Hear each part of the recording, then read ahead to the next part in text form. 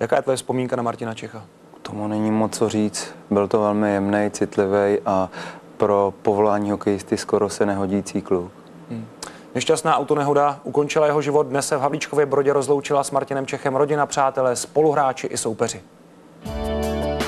Život Martina Čecha skončil na silničním obchvatu u Golčova Jeníkova. Vracel se z tréninku domů do Havlíčkova Brodu, pršelo a při předjíždění dostal smyk. Jeho Škoda Octavia se zastavila o betonový mostek. Bývalý extraligový obránce a kamarád z Havlíčkova Brodu Stanislav Mečer byl jedním z posledních, se kterým Martin před svou poslední cestou mluvil. Když měli trénink, pak vždycky Ačko a bavili jsme se o tom, jestli jede do Havlíčkova Brodu nebo ne, že by jsem se s ním svezl, protože také občas v létě mě bral a on říkal, že jede dřív, tak já jsem říkal, že pojedu až díl, že mám trénink až večer, takže pojedu svým autem. Já jsem už také párkrát taky přes ten Golčovým, bavili jsme se, on mi říkal, že to je rychlejší, že je lepší cesta. No a já vlastně už od 19 let jezdím do Pardubic, tak já jezdím vlastně Česká Běla a tam to má, tak jsem se divil. Martina Čecha vychoval Havlíčkův Brod, příznačně město, které českému hokeji dalo tolik skvělých obránců. Na jeho kariéru od začátku dohlížel nejslavnější z nich, Jan Suchý.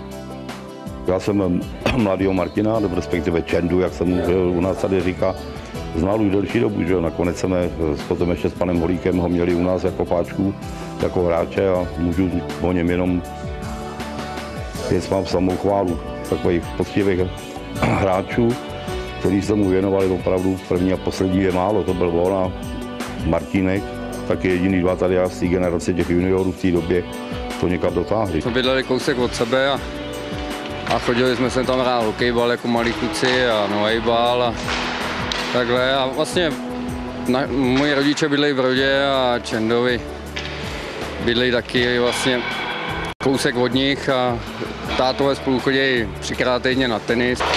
To je něco hroznýho. No. Do velkého hokeje vstoupil Martin Čech v Plzni, pak zamířil do ciziny. Hrál ve Finsku, v Rusku. V baráži výrazně pomohl k návratu Kladna do extraligy. Dostal se i do reprezentace.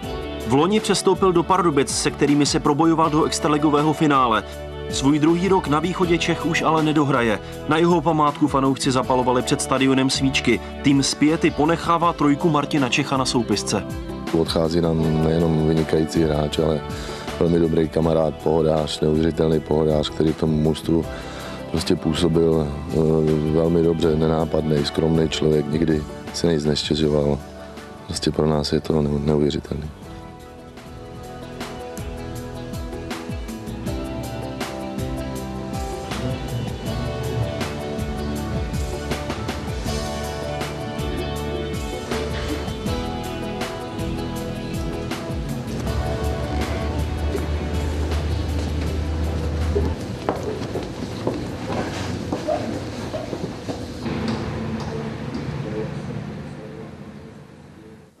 Památku Martina Čecha uctívají hokejisté na stadionech všech soutěží. K prvnímu utkání extraligy se včera v Saské aréně postavili Slavia a České Budějovice. Oba soupeři hráli v posledních 2 letech v play-off proti sobě.